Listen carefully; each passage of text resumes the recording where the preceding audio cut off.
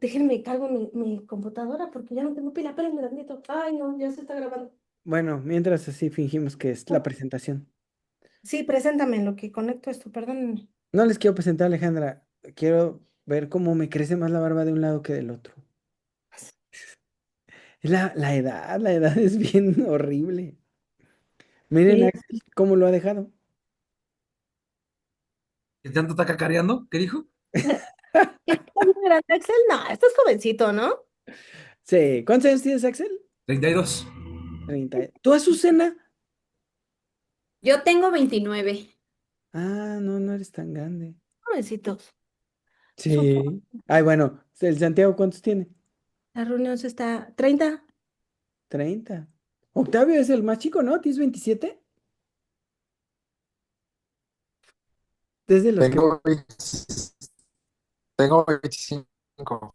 Ah, 20. 25. Eres un niño. Te ves más Jovencito, grande.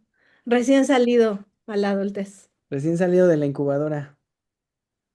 Qué bueno, pues qué bueno que estamos rodeados de tanta juventud, sino del cuerpo del alma, que es lo importante. A ver, déjenme, es que quiero verlos a todos, pero no sé cómo. Ya estoy grande, ya encontré. Y bueno, pues qué bueno que ya estamos todos. Una disculpa, oficialmente ya que estamos todos, porque hice todo mal. El día que me tocaba no pude darlo. Cuando me volví a tocar ya tampoco, pues se me movieron las consultas. Entonces apenas estamos aquí. Por lo cual pido una disculpa a todos ustedes, les agradezco su tiempo y lo que voy a hacer hoy es retomar lo que estábamos trabajando del sofista del ser desde el principio, desde un abordaje ya mucho más centrado para que nos podamos ir rápido y por lo menos hoy podamos llegar al punto, al primer punto que quiero elaborar con ustedes respecto específicamente a este diálogo. Y para que la siguiente sesión, que si no entiendo mal, y si no que Jorge me corrija, la siguiente se descansa, después es Octavio, después es Jorge y después yo. Entonces, para tener esa fecha ahí, si es así, ¿sí? Entonces, ahorita, Sí, ay, ya así está. es. Ven, por eso estoy retrasada en mis fechas, porque tenía octubre todavía. Entonces, hoy es 12, 19 descansamos, 26 Octavio. Jorge el 3 y yo el 10 de diciembre, podamos seguir con el segundo punto que quiero trabajar de este diálogo y ya pasemos a la Y, parte de... espérame, Alejandra, pues aprovechando, ahí nos iríamos de vacaciones Ok. hasta la mitad de enero. Ah, perfecto. Entonces está bueno porque dejamos cerrado el tema del por qué, de lo que nos va a abrir este diálogo de Platón para ya introducirnos directamente a la diosa blanca de Graves con lo que les decía de poetas y no, no lo tengo. Jaguares, no. Ahorita me ¿Cómo? acuerdo. No puedo. Digo jaguares, pero lo estoy diciendo mal. Jaguares. Juglares, ¿no? ¿Cómo? Juglares. Creo que es juglares, sí, sí, sí, sí. Juglares.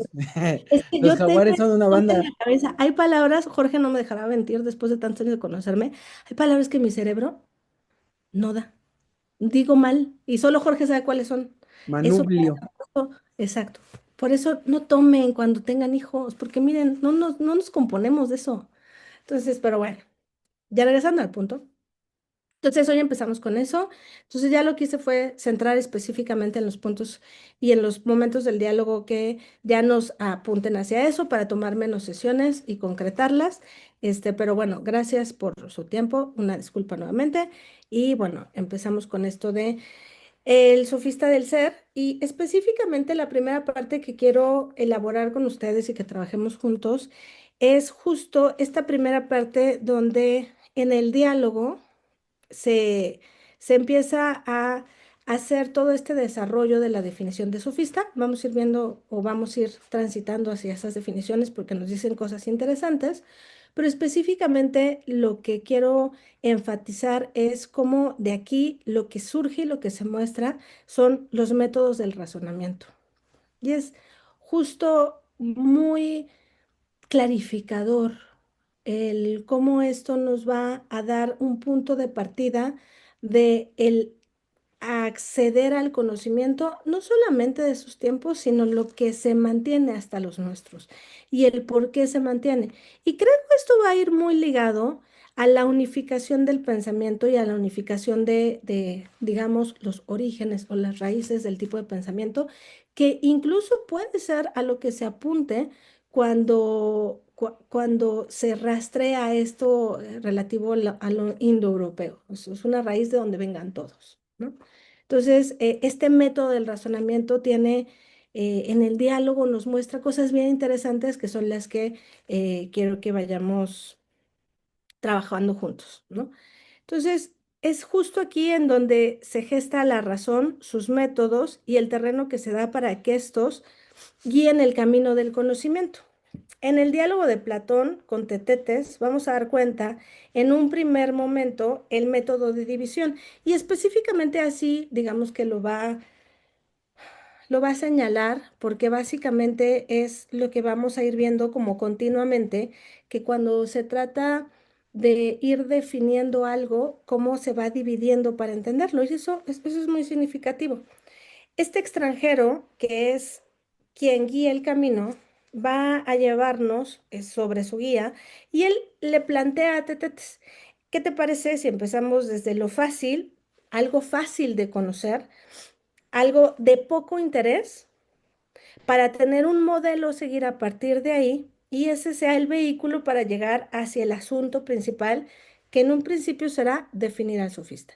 Y entonces, este camino, esto fácil de conocer y de poco interés, va a ser el pescador de caña. ¿No? Y eso es como, eso lo primero que se va a empezar a tratar de definir. Dice, y este es un modelo que va a llevar a encontrar el método y el procedimiento adecuado.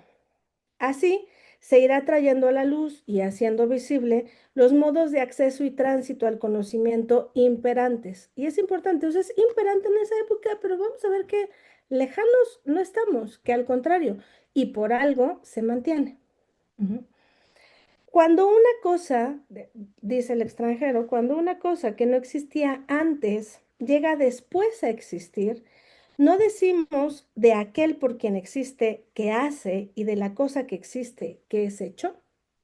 ¿Por qué es importante esta pregunta específica que se muestra en este diálogo? Porque aquí ya vamos a partir de un punto del creador y su creación, del quien hace y lo hecho. Ujú. Y esta pauta pareciera, digamos que obvia, pero lo que va a hacer es poner un punto de partida y un punto de final y definir el camino de uno hacia otro. Y en esa definición pasan cosas, en el pensar las cosas, en el llevarnos con las cosas. Y aquí justo quiero retomar un poco esto que al principio menciona que Sócrates dice, ¿no? Esta parte de cuando le pide al extranjero esta definición, porque habla de algo importante, esta raza de filósofos que será más fácil de reconocer que la de los dioses, porque justo, y él dice, unos los consideran dignos del mayor desprecio y otros de los mayores honores. Aquí se les toma por políticos, allí por sofistas. Y más allá, falta poco para que los tengan por completamente locos, pero se empieza a definir una, un punto de partida de distinción y para hablarlo en palabras comunes y que podemos identificar muy claramente en nosotros, en un entendimiento muy, muy de sostener verticalmente algo sobre algo que se sobrepone a otra cosa. ¿No? Entonces, este acceso del conocimiento es interesante porque justo lo que ya nos está dando es una posición, ¿no? En cuanto a lo relativo al conocimiento y también un inicio y un fin entre digamos que el que hace y lo hecho. Ujú. Y otra vez, repito, pareciera obvio, pero esta obviedad tiene un sentido ya dirigido y específico que parte de aquí se mantiene hasta nuestros días. Y del pescador de caña es muy interesante la definición y cómo se va a ir desdoblando, porque básicamente eso es lo que vamos a ver, un desdoblamiento. Y lo que les decía en la sesión anterior es, va a ser un desdoblamiento que va a tener o va a partir de un ir definiendo lo que se es y lo que no se es. O sea, si es esto, entonces no es esto. Y si no es esto, entonces es esto. Y esto entonces podría tener dos vertientes y esta vertiente otras dos vertientes. Y se va como desdoblando en un sentido aparente, ampliando, pero también en otro sentido es ya muy de ir partiendo hasta los límites de a donde queremos llevar a esa cosa que definimos. Pero justo el cómo se va definiendo nos va mostrando cosas que nos va a dar un punto de partida del cómo pensamos y desde dónde se sostiene. Entonces empezamos, como bien lo marcó el extranjero, con esto que es el pescador de caña. Y el extranjero le dice, ahora bien, tú y yo no solo estamos de acuerdo sobre el nombre de la pesca de caña, sino que nos hemos dado una explicación suficiente de la cosa misma. En el arte, en general, hemos distinguido el arte de adquirir. En el arte de adquirir, el, se ha distinguido el arte de adquirir con violencia. En el arte de adquirir con violencia, la caza. En la caza de animales, en la caza, en la caza de animales, la caza en el elemento fluido o en el agua. En la caza en el agua, la división inferior en general, la pesca. En la pesca que hiere. En la pesca que hiere, la pesca con ganchos. Y en esta última especie de pesca, lo que hiere al pez tirando de abajo hacia arriba y tomando su nombre de esta acción misma, se llama pesca de caña, que es lo que buscábamos. Entonces, ahí es donde está este desdoblamiento de cómo se va a ir definiendo al pescador de caña, pero también podemos ir viendo cómo una, una de las definiciones va derivando a la otra y en ese derivar va a ir mostrando una particularidad de la anterior, siendo la anterior en apariencia la que está superior a ella y de ahí desdoblar lo demás. Entonces se mantiene esta parte de la que venimos hablando. Y justo empezar de esta parte que, como decía, fácil de conocer o de poco interés, es que se va a partir para la definición del sofista. Pero del sofista dice, estamos hablando de la misma cosa, solo que partamos de un punto diferente. Cuando llegamos a la casa de animales, va a haber una separación. El pescador se va a dirigir al mar, a los ríos y a los lagos para perseguir a los animales que ahí se encierran, y el otro, el sofista, se va a dirigir a la tierra en busca de ríos de otra especie y, por decirlo así, hacia praderías fecundas en riqueza y juventud para hacer presa y apoderarse de lo que en ellos cría y aumenta. Entonces, siguiendo con este desdoblamiento de las definiciones, el diálogo va siguiendo estos desdoblamientos y estas bifurcaciones a través del cuestionar. Y entonces se va a terminar en una definición que vamos a entender por sofística, el arte de apropiar, de adquirir con violencia, esta misma que encontramos en la de pescador, a manera de la caza de los animales andadores, terrestres y domesticados. La caza de la especie humana, caza privada que busca un salario y salario a dinero contante y que con el aparato engañador de la ciencia se apodera de los jóvenes ricos y de distinción. Y en esta definición, los dos acuerdan que sí, que esa es una de las definiciones del sofista, porque de cierta manera esta casa, es interesante, esta casa de hombres y esta casa de hombres domesticados, y justo este salario que está presente, que es una de las críticas importantes que se les da a los sofistas, bueno, pues es como una definición que intenta acercarse, digamos que a una de digamos, pues sí, de las definiciones del sofista que estaban presentes y que hablan de lo que se habla y de lo que se critica del sofista. Y digo, no me dejarán mentir, yo me acuerdo que esto creo que sí nos lo enseñan en la preparatoria Y los sofistas no necesariamente es, digamos que es esta parte que nos las enseñan como algo de reconocer o de reconocimiento en el acceso a la adquisición de conocimiento, no como los filósofos, por ejemplo, ¿no? Entonces, esto perdura y tratando de buscar otro camino en esta, siguiendo la bifurcación que en un sentido primero era los de la casa de los animales del agua y que estos ya no son del agua, sino son terrestres. En este otro momento en donde se busca abrir otro camino es en la adquisición, es la adquisición por convenio. Y aquí es donde va a aparecer una segunda forma, porque al final van a ser, me parece, como 5 definiciones en general. Pero la segunda forma, justo lo que nos va a decir es el arte de adquirir por el comercio haciendo cambios como un negocio, como el negocio de las cosas del alma y como ventas de discursos y conocimientos relativos a la virtud.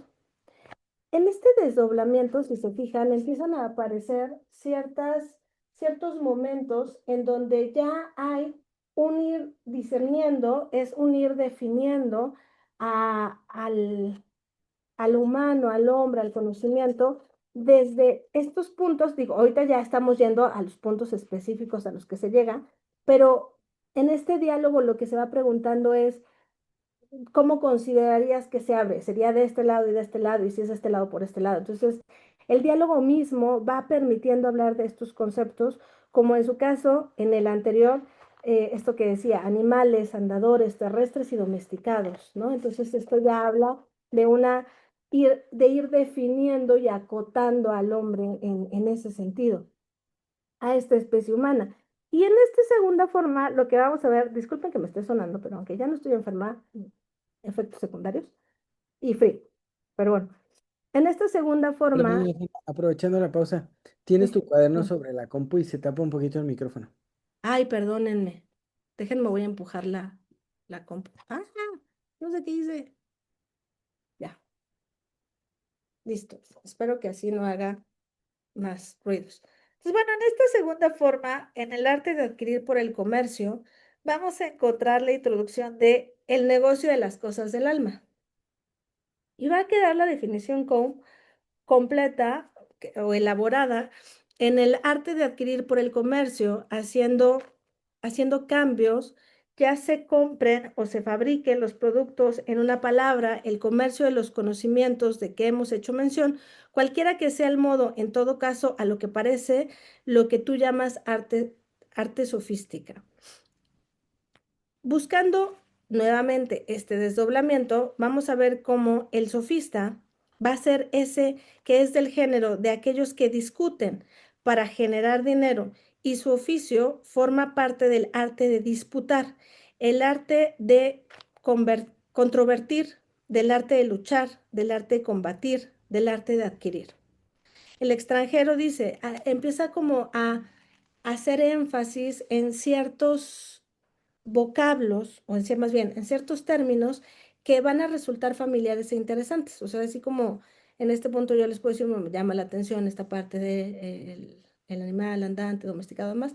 Él, ya en este punto, cuando ya se empieza a hablar del arte de discernir y de la disputa, dice, hay términos familiares, ¿no? Hay que clarificar, acribar, a echar, entresacar, pero también hay operaciones que pueden ir saliendo como cardar, hilar, tejer, parte de las artes, porque al final es como la arte siendo, el arte más bien siendo parte principal de la definición. Y así es como empieza este énfasis del arte de discernir. Dice, discernir o distinguir se separa lo mejor de lo peor. Y aquí es donde esto que les hablaba del desdoblamiento y de la dirección en ese desdoblamiento empieza a mostrarse con más énfasis hacia dónde se quiere llevar, porque no es ni es un desdoblamiento arbitrario entre presencia y ausencia, sino también es una dirección que va bifurcando, que busca llevar hacia, y aquí encontramos hacia dónde hacia distinguir, separar lo mejor de lo peor. Ujú. Y aquí justo Tetetes va a decir, Toda operación de este género, si no me equivoco, es llamada por todo el mundo purificación. Y aquí ya empezamos en términos sumamente interesantes que ya nos van a hablar de hacia dónde queremos encaminar el conocimiento, pero cuál va a ser la base de este primer momento de encaminar y adquirir el conocimiento, dialogar con el conocimiento para hacia llegar hacia allá, porque estamos hablando de una definición del sofista, pero es cómo llegamos hacia allá. Y es cuando empieza ya todo este diálogo a centrarse en el tema de la purificación. Y el extranjero dice, las purificaciones de los seres vivos ya tengan lugar en el interior del cuerpo por medio de la gimnasia y de la medicina o ya en el exterior como las que refieren al arte del bañero, las purificaciones de los cuerpos inanimados que dependen del arte del batanero, del arte del adorno y embellecimiento en general. Es muy interesante este arte del batanero porque la definición de los objetos inanimados nos va mostrando, ¿no? Si ponemos un poquito de voltear al término, un poco desde cómo y desde dónde se define, ¿no? Porque justo yo me pregunté, ¿y qué demonios es un batanero? Entonces, buscando es como, ya entendí, ¿no? Es como esa parte, me parece final, que se pasa al textil, que a golpe se le quita la impureza y entonces queda la parte, digamos que limpia de este textil y apareció alguna cita también bíblica y demás. Pero es muy interesante ver o sea, entender el término conecta con lo que después va a venir con respecto a la purificación, porque vamos a encontrar momentos distintos de la purificación, una que es como un poco más amable y otra como más dura, pero es como ir encaminando hacia allá, hacia algo que tiene que terminar sobre un camino, ujú, un camino dado, que toda bifurcación va a terminar llevándose hacia un lado que, que conduce al conocimiento. Entonces, el extranjero dice, el objeto de nuestro método es, si no lo entiendo mal, separar claramente las purificaciones del espíritu de todas las demás. Y aquí es donde ya podemos hacer un énfasis importante en esto primero que decíamos, que estos métodos de razonamiento, que es los que vamos a hacer parte, vamos a dar cuenta, vamos a poder ir leyendo en este diálogo, vamos a ver que este método de división, este desdoblamiento, también justo tiene esta finalidad de ir definiendo al objeto, pero al mismo tiempo llevando a un punto de esta definición a el sentido entre el que hace y lo hecho, entre el sofista y lo que transmite, entre el sofista y el conocimiento, ¿no? Entonces, me parece que eso nos marca una pauta bastante interesante de tener como presente. Dice, la purificación, según nosotros, consiste en desterrar todo lo que es malo, conservando el resto. Y evidentemente ya al definir esto, va a dar un punto de partida importante para poder definir qué es lo malo. Y aquí justo, hasta donde sé, ya no he podido darle del todo seguimiento, pero lo mantendré en la medida de lo posible. Es muy interesante esto porque en los videos que ha estado subiendo Jorge del seminario que dio relativo a la República, es muy interesante todo el trabajo que se va dando de la República en tanto a la gobernanza, porque no solo parte de la gobernanza social, sino también la gobernanza del cuerpo, ¿no? Entonces, esta purificación nos va a apuntar mucho hacia allá. Y dicen, en lo que concierne al alma, tenemos que se ha desterrado la maldad, y si a esto lo llamamos purificación, nos habremos expresado con exactitud. Hay dos suertes de maldad en el alma, se plantea en un principio. Y ahí va a salir la discordia, y la discordia se va a entender como la desunión que sobreviene como resultado de una alteración entre principios que naturalmente corresponden a una familia. Y otra suerte que va a salir en cuanto a la maldad del alma es la fealdad. Y la fealdad se va a entender como esta falta de armonía que es desagradable donde quiera que se encuentre. Y entonces esta falta de armonía es una forma muy puntual en este contexto para definir la fealdad. Entonces dice, en el alma de los hombres malos, no vemos las opiniones en discordia con los apetitos, el valor con los placeres, la razón con los pesares y todas las cosas con todas las cosas. Y este ver todas las cosas con todas las cosas, esta falta de armonía es la confirmación de eso que se va a sostener como los hombres malos. Y en esa maldad va a salir necesariamente, en eso que puede afectar el alma, la ignorancia. Y sostienen algo interesante. Dicen, la ignorancia es involuntaria para todas las almas. ¿Por qué esto termina siendo importante? Porque dicen, la ignorancia para un alma que se lanza en busca de la verdad no es otra cosa que la desviación de un pensamiento extraviado. Un alma irrazonable es deforme y está desprovista de medidas. Y ahí ya es cuando Tetetes hace digamos que una definición, una conjunción de las dos especies las dos suertes de maldad de las que se vienen hablando, porque ya las puede como conjuntar, concretar. Y dice, existen en el alma dos especies de males, la cobardía, los excesos, la injusticia. Todo esto es la enfermedad. La ignorancia, tan múltiple y tan diversa, es la fealdad. Y para que esto pueda quedar totalmente entendido de hacia dónde apunta esto, es muy interesante porque se hace una, una relación de entendimiento con respecto al cuerpo. Y ahí las cosas quedan suficientemente claras.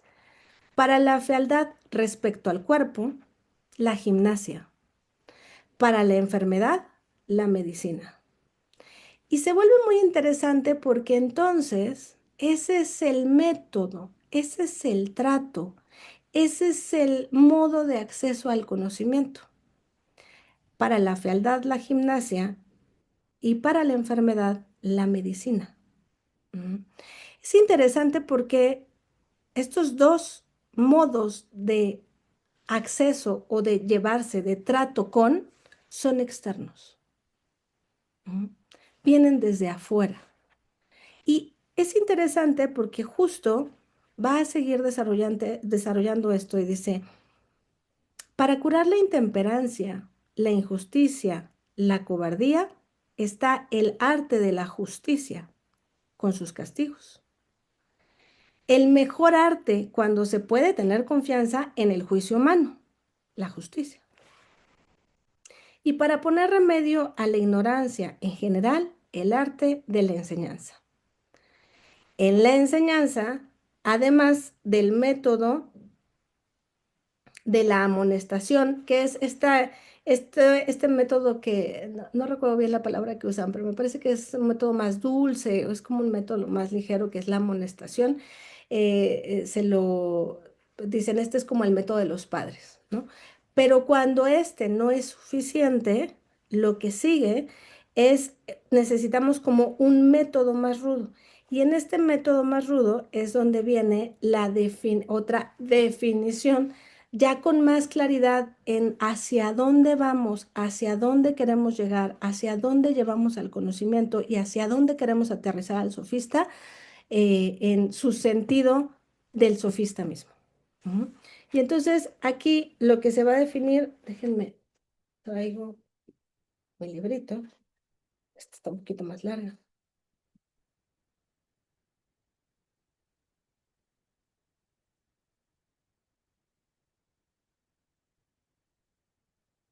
lo va a decir así. Los que purifican el alma piensan como los médicos respecto al cuerpo. Estos son de parecer que el cuerpo no puede aprovechar los alimentos que se le dan si no se empieza por expeler lo que puede impedirlo. Y aquellos juzgan que el alma no puede sacar ninguna utilidad de los conocimientos que se le dan si no se cura al enfermo por la refutación. Sí, refutándolo, no se le obliga a avergonzarse de sí mismo, si no se le arrancan todas las opiniones que se oponen como un obstáculo a los verdaderos conocimientos, si no se le purifica, si no se le enseña a reconocer que no sabe más que aquello que sabe y nada más.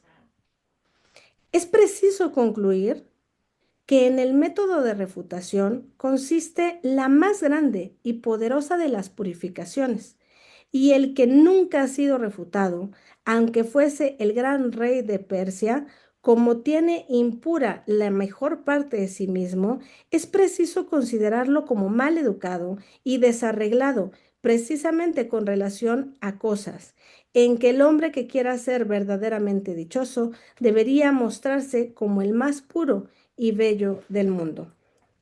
Separemos, pues, en el arte de distinguir o discernir el de purificar. En el arte de purificar, la parte que se refiere al alma. En esta, la enseñanza. En la enseñanza, la educación. Y en la educación, este arte de refutar las vanas opiniones y la falsa sabiduría, tal como lo hemos hecho ver. Y entonces declaremos que no es de raza menos noble que el arte sofístico. Es importante este momento de la definición porque es una de las definiciones más claras que se da hacia donde se quiere llevar al sofista. Y a partir de ahí lo que se va a hacer es retomar desde qué puntos hemos hablado del sofista, qué es lo que hemos sacado de él. Y justo al hacer esta revisión va a poderse aterrizar este último momento. Primero hemos encontrado en él un cazador interesado de jóvenes ricos, después un mercader de conocimientos para uso del alma. En tercer lugar, una especie de traficante al por menor en esos mismos objetos. En cuarto lugar, era un fabricante de las ciencias que vendía. Es un atleta en los combates de palabra, hábil en el arte de discutir. Es un purificador de las opiniones que estorban la entrada de la ciencia en el alma. Y esto ya lo que nos va a dar es un punto de partida en estas definiciones que venían aparentemente siendo una distinta de otra, aunque en el mismo desdoblamiento, ya podemos ver algo que nos marca una ruta, que si bien las primeras definiciones del sofista son definiciones que pueden apuntar hacia qué es lo que muestran del acceso al conocimiento, en esta mercadería del conocimiento, al final, en esta purificación del alma, es la consolidación de la utilidad de ese uso, la utilidad de esa existencia.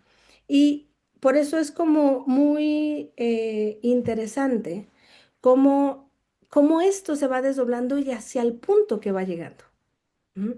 Hacia el punto donde termina aterrizando y cómo se fue llegando hacia allá, o sea, cómo fuimos arribando a este lugar.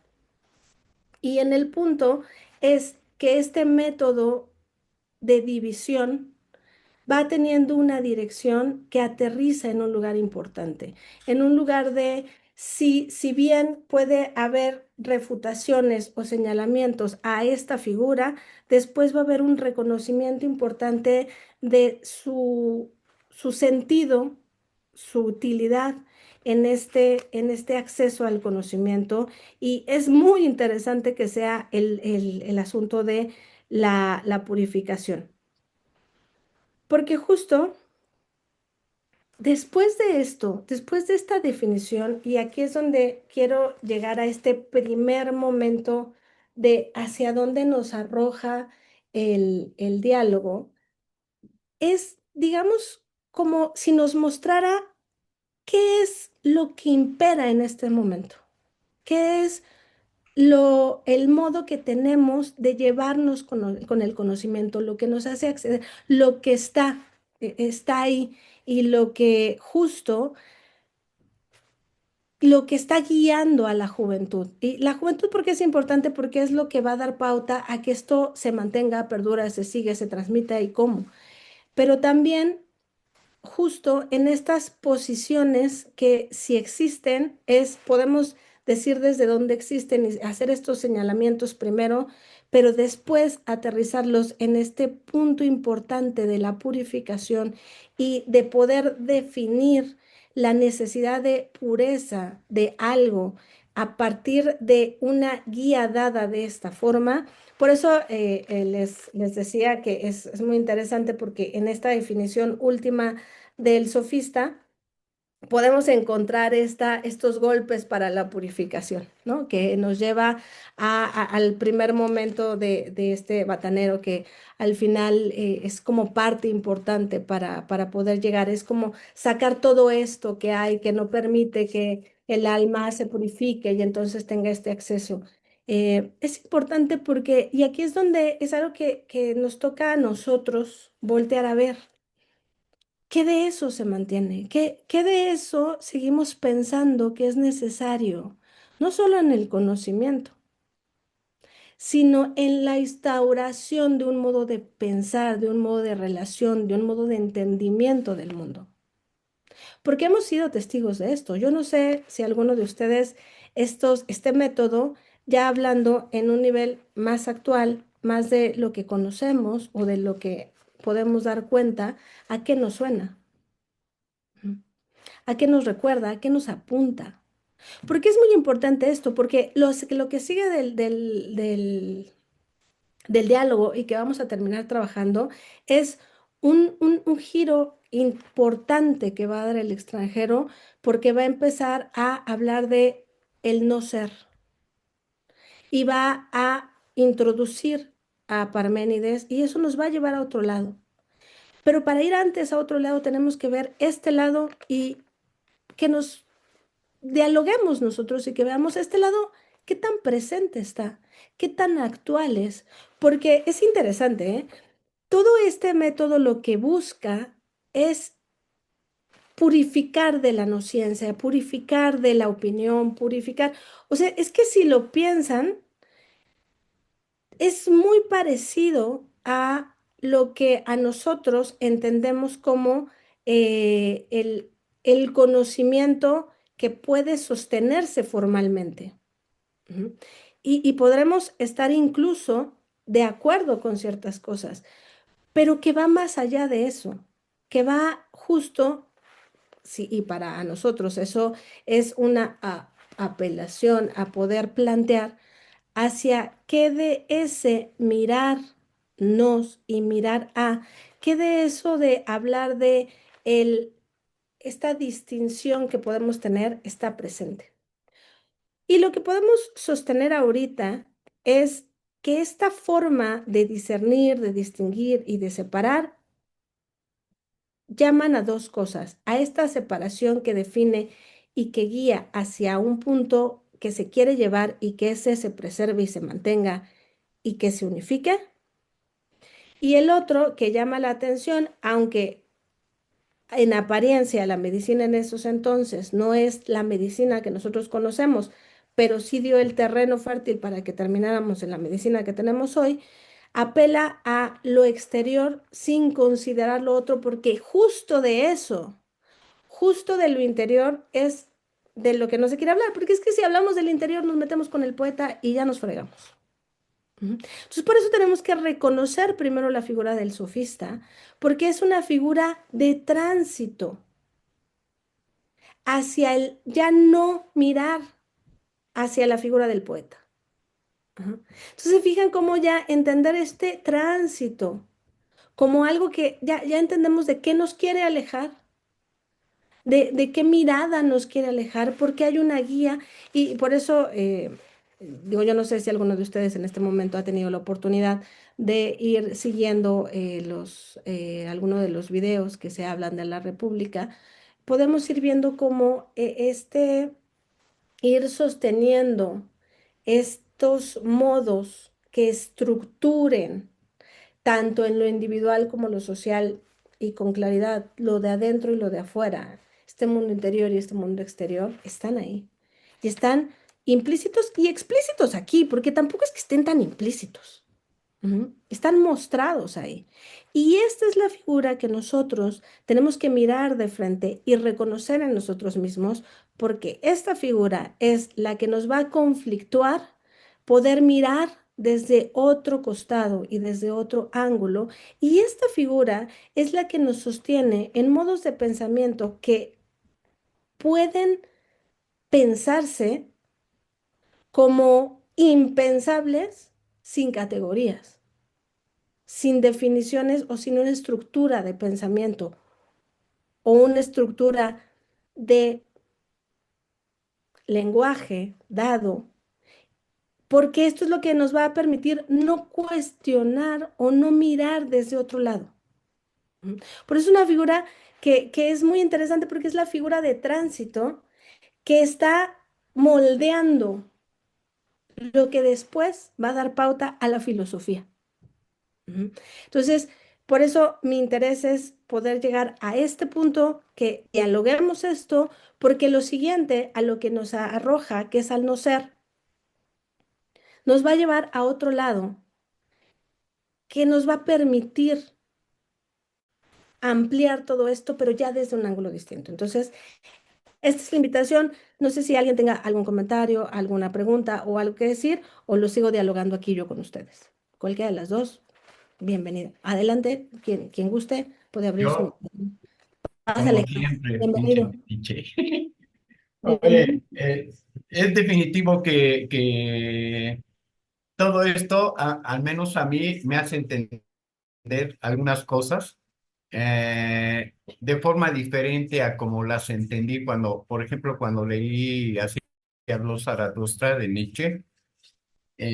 Cuando va bajando de su retiro, se encuentra con un padre y, entre otras cosas, tiene una frase que se me quedó muy grabada. Es más o menos así. Ujú, Dice, en este mundo no debería haber cabida para los ignorantes. ujú. Eh, Me supongo que se refería a esto, a la purificación del alma, al conocimiento, al dar conocimiento a los demás, porque es lo que venía haciendo Zaratustra, ¿no? En su viaje de regreso, repartiendo Claro, conocimiento. yo creo que justo en este extravío, ¿no? Es interesante porque yo creo que yo leí ese libro en la preparatoria y lo amé. O sea, yo recuerdo que hasta nunca se me olvidó su nombre, pero pregúntenme ahorita, no me voy a acordar casi de nada. Pero justo, o sea, es que cuando uno accede a esto, esta forma distinta de lectura, que ni siquiera sabemos, pero normalmente accedemos a estos libros en edades muy tempranas, pero algo nos mueve. Y claro, es que la ignorancia, cuando ya la vemos desde un ángulo relativo a un extravío, ujú, pero aquí es interesante porque cuando dicen que la ignorancia es involuntaria, o sea, a todos nos toca. Y eso tiene como se dice coloquialmente, tiene su jiribilla, porque rompe con un montón de cosas. A todos nos toca. Entonces, ¿qué hacemos? O sea, esto suena como al pecado original. ¿Cómo nos lo quitamos? ¿Quién nos ayuda? Ujú. Pero ¿qué estamos desechando con eso? ¿Qué estamos desechando? O sea, ¿qué somos? ¿O de dónde viene esa involuntariedad? Ujú. ¿A dónde somos arrojados? Y claro, o sea, cualquiera puede sostener, es como, ay, bueno, pues entonces cualquiera, hasta el más ignorante sabe algo. No reduzcamos las cosas a solo lo que vemos en el presente. Ujú. Porque justo lo que podemos ver es que el extravío está dado desde tiempos muy anteriores. Pero si el extravío está dado, es porque el extravío tiene un sentido y responde a algo y muestra algo. Pero sostenerlo como involuntario lo hace universal y esa universalidad es el conflicto. No sé Ok. si me explique, ¿sabes? O sea, ahí ya partimos, es un poco como cuando ya lo universalizamos, mm, hay que sostener y hay que argumentar eso. ¿Mm?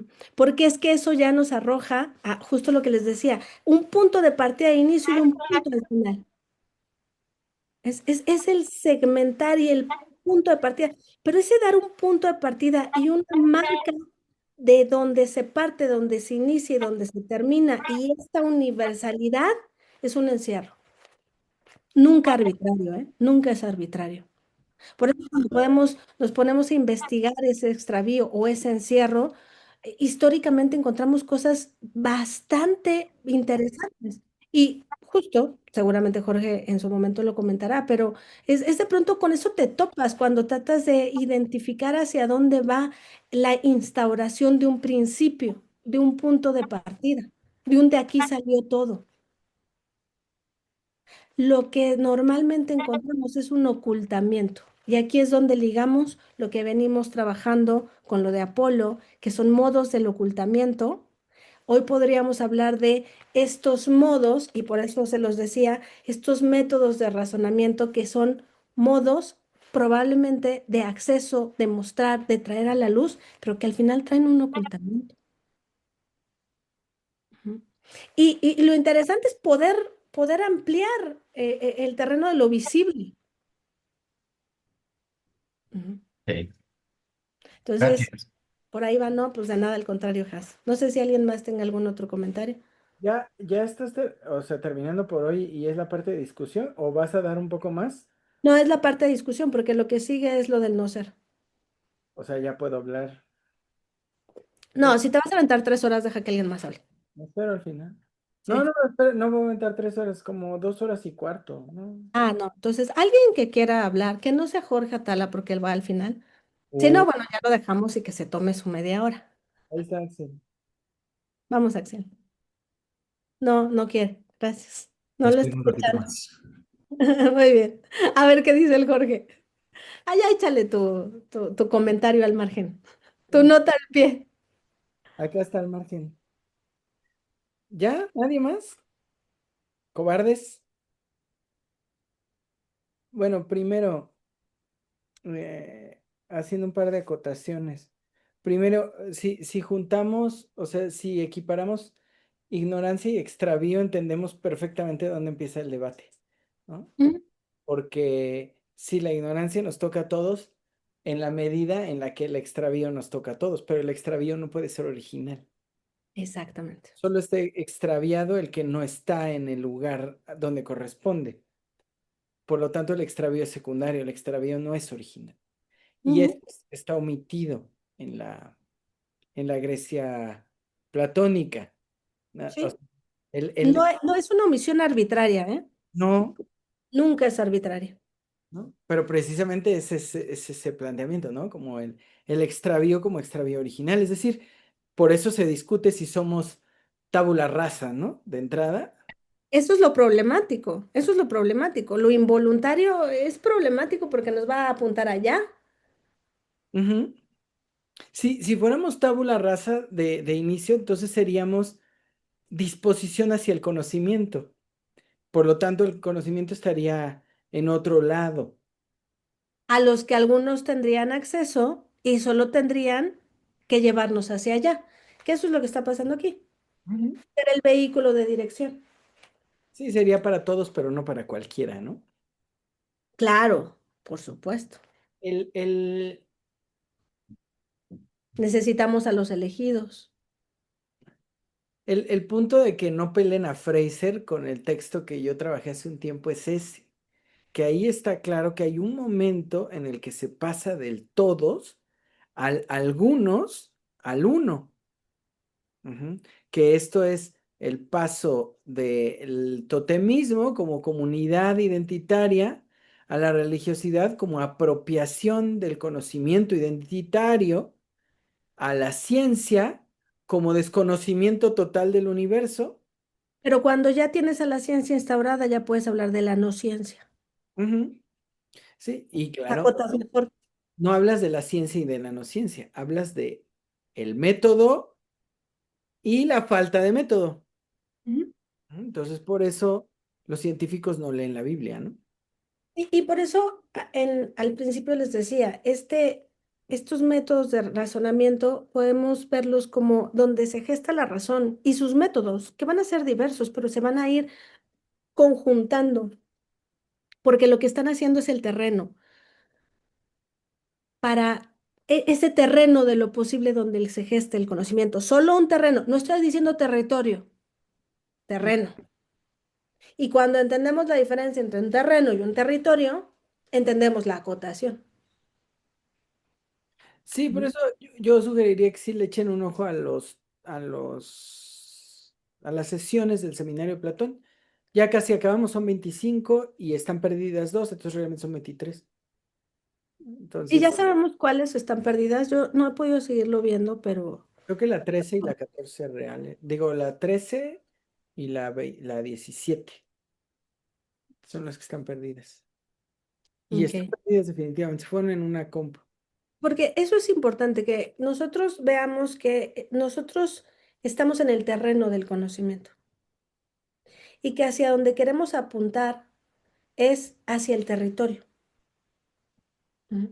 Pero en tanto estemos en el terreno, necesitamos las vallas del terreno. Y las vallas del terreno es este pensamiento estructural, categórico, científico, que no, o sea, que tiene su sentido de ser en el terreno, pero también tiene un sentido de acotación, de separación y de división, que por eso no nos permite, en primera instancia, adentrarnos a otro tipo de acceso ¿a qué? Al pensar, al dar a luz a otras cosas. Mm. Por eso, y es bien interesante porque lo que estamos viendo es la definición del tránsito hacia lo que se va a instaurar, porque después vamos a hablar de la filosofía. Entonces, este ir preparando, ay, es que si yo tuviera buena memoria podría usar esas palabras que la vida me enseña, pues se me olvidan, pero esa palabra que es cuando el campesino prepara el terreno y que yo debería de saber para empezar la siembra, eso es el sofista. Ujú. Y a partir de ahí es una figura que está ahí para después ser la diferencia. No sé si me explique, ser la diferencia de lo que el filósofo no es. Pero hay algo más importante. Ubican esta técnica para que el sonido no pase, que es la paredcita, un hueco y la otra paredcita para aislarlo. Bueno, eso seguro tiene un nombre que definitivamente no sé cuál es, pero justo el aislamiento esto es el sofista. La paredcita del poeta, el aislamiento para separar de lo que sigue después y dejemos y nos olvidemos de todo lo otro. Por eso Sí. esta figura es bastante interesante y bastante necesaria de revisar, pero más que de revisar en esta intelectualidad de los diálogos, del entendimiento de donde nos coloca. Porque además este método último de purificación definido es ya así. Fuera máscaras, ahora que estamos en esos tiempos, así. Hay que sacar todo eso que se cree, sí, contraponerlo y sacarlo. Entender que eso no, y que mientras eso esté dentro, lo otro no tiene acceso. Ahora sí ya voy a hacer mi comentario, porque el otro solo era una acotación. Ah, sí, perdón. Tu comentario, por favor. Este, hace mucho tiempo estabas tú y creo que Octavio, no recuerdo bien, en cuál de los seminarios de antaño se reveló esta cosa y lo dije así con todas sus letras. La filosofía es nada más el llanto agónico de los que perdieron la poesía. No sé si se acuerden que lo dije así. Es A ver, ese, no me acuerdo que lo dijeras puntualmente así, pero recuerdo que lo mencionaste. ese llanto histérico, ¿no? Los filósofos son los que lloriquean por haber perdido la poesía. Recuerdo que era más bien el canto, ¿no? No, Era un la filosofía, porque justo, el canto, lo Ah, perdido fue el perdí el canto. perder el canto, sí. canto, sí, sí, sí, sí. Perdón, Octavio, gracias por la subacotación. La Pero puntualización. es importante tenerlo en cuenta por lo que acaba de decir Alejandra, ¿no? De este aislamiento, que además es el mismo principio de los termos, ¿no? Es la generación de vacío para que no haya comunicación entre lo aislado y el entorno. Eh, Te escucho, solo voy por café. Valdría la pena que pensáramos en qué momento le dimos tanta importancia a Grecia. Ajá. Porque no es desde el principio. O sea, no es como que Grecia haya sido igual de importante después de Grecia. Ujú. Llega un momento en el que pareciera que le damos importancia a Grecia como el punto de origen de algo, ajá, como el principio, como el inicio de algo. Y creo que es una investigación que valdría la pena hacer.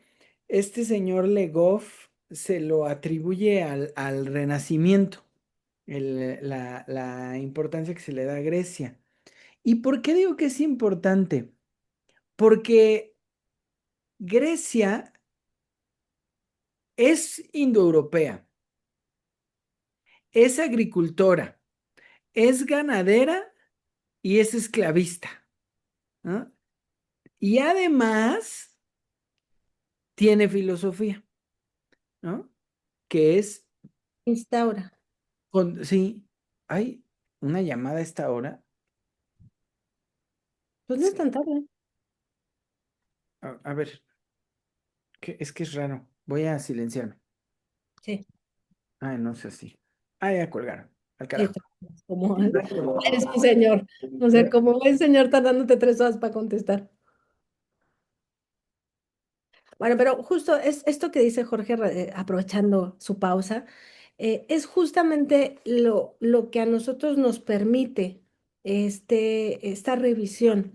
Como se los decía la vez pasada, no es una revisión que intente mm, a la revisión intelectual y puntual de las fuentes, de los momentos, sino que nos deja esto. Porque digo, de eso hay miles hechas y mucho mejores, por supuesto, pero sí que voltear a ver este punto nos, nos permite reflexionar acerca de aquello que nos hace cuestionar, o sea que ahorita justo que Jorge saca el tema de Grecia, pues tiene todo el sentido, en este ir, ¿por qué se sabe y por qué se voltea a ver hacia allá?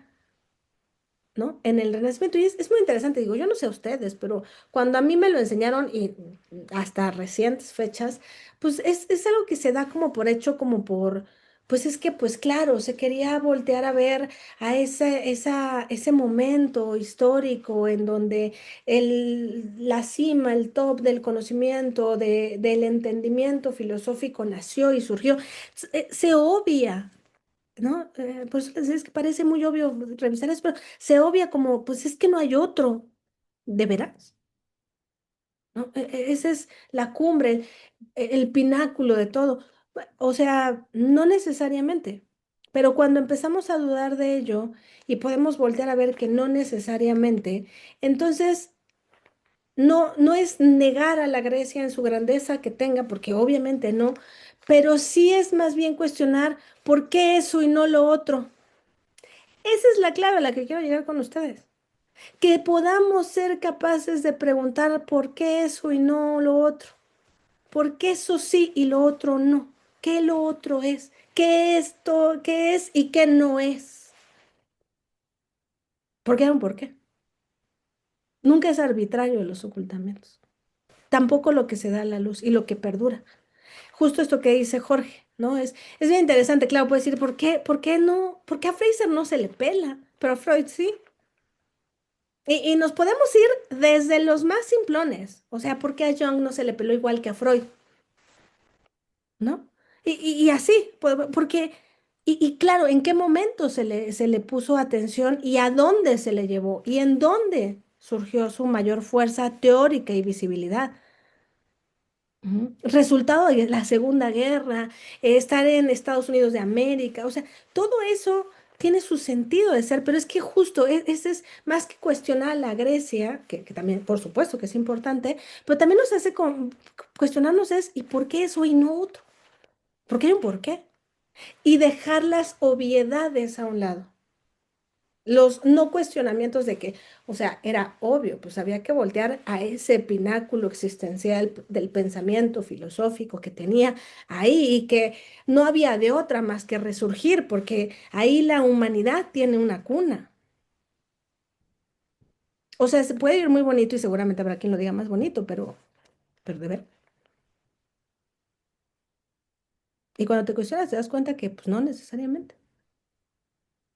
Pero a eso otro posible te hace reconocer la posibilidad de que donde nos encontramos sea un terreno y no un territorio. Mm. Ya, si ya terminaste tu llamada, Ya regresé. aprovecha estos minutos.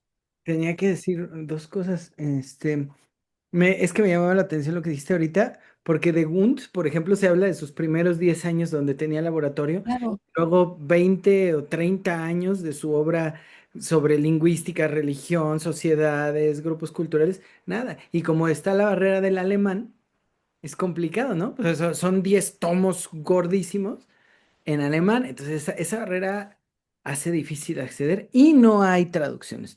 No hay traducciones de esa obra, ¿no? De hecho, es lo mismo, ¿no? O sea, las ediciones que se pueden conseguir son esas fotocopias que empastan, ¿no? Y que es todo lo que se tiene. Espero aprender alemán no, en un tiempo no muy lejano y hacer un trabajo formal sobre eso. Termino con lo de Grecia. Sí hace falta. ¿Eh? Sí hace falta. Sí, sí, voy a aprender, pero ahorita no. Retomo lo de Grecia por lo que decía Alejandra, y es que es muy interesante porque podríamos, fíjense, Alejandra plantea el ocultamiento al elegir Grecia como punto de partida, y luego cuando uno llega a Grecia, el ocultamiento cuando la filosofía se contrapone con la poética, ¿no? Con el canto finalmente. Eh, Pero no se contrapone, ya no necesita contraponerse. Para eso existe el sofista. bueno. Aísla, para que ya no haya contraponerse. Sí, sí, sí, sí, sí, sí, sería un... es curioso que en el ocultamiento haya más bien, que el ocultamiento sea una acotación, ¿no? No se acota lo otro, sino se acota lo pensable y al acotar lo pensable, lo otro se oculta. Por eso me encanta la palabra aletheia, ¿no? Ay, Que siempre. sería justo el desocultar en términos de la ruptura con con el acotamiento que extravía. Pero bueno, ¿por qué quería yo llamar la atención sobre esto? Precisamente porque pues, yo estoy con lo de lo indoeuropeo y entonces uno piensa, ¿por qué si hay grupos indoeuropeos, por qué Grecia sería ese al que retornamos y no otro? Ujú. Creo que porque en Grecia acontece algo o guarda el registro de algo en lo relativo a al conocimiento, apropiación y determinación del alma. Y creo que supimos preguntar cuando dijimos, bueno, como humanidad, que se supo preguntar, cuando dijimos o cuando se dijo, Grecia es hacia dónde hay que voltear. El problema es que no supimos o no se supo sostener la pregunta. Se, se equivocó la pregunta porque pensamos en Grecia como un origen y no como la huella de lo extraviado. ¿Mm? Y es bien interesante, Octavio recordará que precisamente hay este periodo de los más o menos 2000 años que le llaman periodo oscuro de la Grecia, de la aparición dórica en la región, y luego eh, lo que viene después, que es lo que sobra de la poética, ¿no? Por eso están los presocráticos, que es lo sobreviviente de la época oscura. Pero lo que nos importa de esa época oscura es que se pierde el registro de lo que había antes, porque precisamente se pierde la escritura o se desentiende la escritura, ¿no? Ahí es donde tenemos esa huella en el disco este de Festos, o Hefestos, ¿cómo es? Festos, el disco que tiene una escritura que no está leída y que si no me equivoco se llama Lineal B, ¿no, Octavio? Sí, lineal B. Ujú. Y que no está descifrada. Pero el punto es que probablemente es que hay que entender, no es mucho tiempo. Entre Sócrates y Aristóteles son 200 años, una madre así, ¿no? Y entre pues, lo que dura la Grecia clásica es muy poco, si no me equivoco, menos de 400 años. O sea, no es nada. Pero una, eh, hay un acontecer en ese tiempo que está registrado, me parece, en la filosofía. Claro, claro. Y es que esa pregunta que arroja a Grecia y que se extravió, porque no preguntó por el extravío, porque no preguntó por lo que transitaba, se va a repetir. Pues que recetó el... Continua- Y continuamente. Por eso, en este ir viendo, pero ¿por qué la humanidad como prevaleció más? Por eso digo, al Freud lo reconocemos mucho aquí, pero porque es que todo el mundo sabe quién es Freud, pero no todo el mundo sabe quién es Fraser, ¿no? Pero saliéndonos de ese ejemplo, hay tres amigos muy amigos que hicieron cosas grandiosas, pero que hay solo uno que reconocemos casi todos, Schelling, Hegel y justo Hölderlin. Y yo les aseguro que la mayor parte de las personas que reconozcan en algo algún nombre va a ser el de Hegel. Pero esas tres figuras, esos tres amigos y esa de separación de los amigos, desde el modo de pensar y hacia donde arrojan, el que terminó aplastado por su ser lo que era fue Hölderlin, el poeta. Pero el que prevalece en eso que le es revelado y que le es dado, cuando uno se topa con él, es Hölderlin. Digo, también Schelling y Hegel, evidentemente, pero es que es muy significativo de hacia dónde los tiempos regresan y se mantienen y continúan, pero prevalece, pero al final prevalece, o sea, seguimos hablando y cuestionándonos de estas cosas, ¿no? Seguimos volteando a ver hacia allá. ¿M? ¿Esto qué nos muestra? Que el ocultamiento artificioso no se sostiene. Porque creo que lo podrá decir con más contundencia Jorge con respecto a lo indoeuropeo, pero ¿por qué no a este punto ya tendría que estar sostenido lo indoeuropeo como ese origen? ¿Por qué no se logra ya sostener y ya? Cuando se ha trabajado tanto en ello. Ujú. Porque así como hubo una apuntar es una pregunta que prevaleció, eso no quiere decir que no deje de preguntarse y de reconocerse y apuntar hacia más allá del terreno de lo dado y ver el territorio de lo posible, que puede ser una condición humana. ¿Puedo responder a esto y ya para no hablar más? Y no, y ya como para irnos despidiendo, porque según yo quería cortar 9:30 para que termináramos 9:45, pero ahí vamos. Lo indoeuropeo no es un acontecimiento. Me parece que es el registro de una cualidad. Por eso no se puede plantear un origen a partir de lo indoeuropeo. Y Grecia es el registro de un acontecimiento, no de una cualidad. Pero es interesante cómo eso no puede hacerse artificio. Sí, no. Y no importa cuántos esfuerzos llevemos haciéndolo. No, no, no. No, ya no hay más, ¿eh? O sea, no hay más. Yo estoy contento porque ya vamos a cumplir 2 años del proyecto y es fascinante cómo lo indoeuropeo se desbarató. Pero además, alegremente me he encontrado a mucha gente que indoeuropea, ¿no? Franceses y por ahí un irlandés, ¿no? Un irlandés de mero Irlanda, la del norte, la que todavía es reino de unido, en Belfast, que son totalmente anti-indoeuropeos. ¿No? No porque sean como esto no existe, no son oposición, ¿no? Sino son investigadores que se han topado con esto desde adentro, ¿no? Claro, claro. Pero la maravilla es que me parece que podemos eh, mantenernos en la línea del señalamiento hacia Grecia en tanto que registro de un acontecimiento, me parece espectacular. Y al mismo tiempo, creo que podemos pensar que Grecia es la concreción de algo que no es indoeuropeo, pero que tiene cualidades del territorio que hoy podríamos señalar como indoeuropeo, en tanto que es un territorio que se expandió por toda esa región, nada más territorialmente, pero la lingüística sería una concreción, ¿no? Digo, sería más bien un grupo humano o grupos humanos que eventualmente habrían sido el territorio para que apareciera el imperialismo, que creo que la primera huella es Grecia y que la última huella es Israel. Ya, no tengo nada más que decir. Pues bueno, pues muchas gracias a todos. No sé si alguien más tenga algún comentario que decir antes de los buenas noches.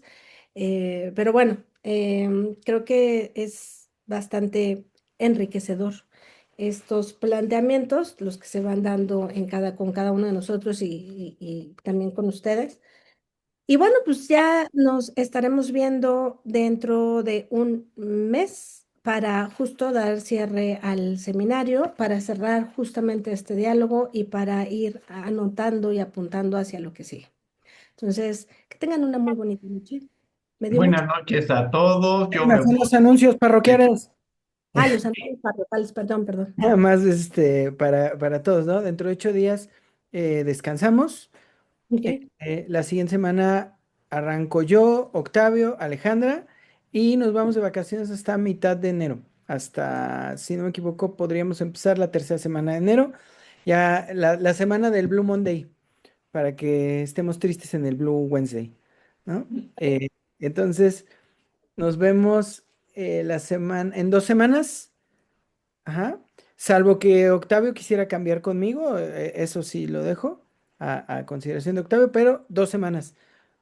La siguiente descansamos, la siguiente retomamos. Y no lo olviden, hay que platicar de nuestra reunión de fin de año, porque la estamos dejando pasar. Pero por el momento, Pero hoy no. besitos a todos. Yo me voy porque voy lejos. Buenas noches a todos. Bonita noche a todos. Gusto en verlos. Cuídense. Nos vemos en 2 Buenas semanas. noches, bye. Buenas noches. Bye. Gracias. Bye.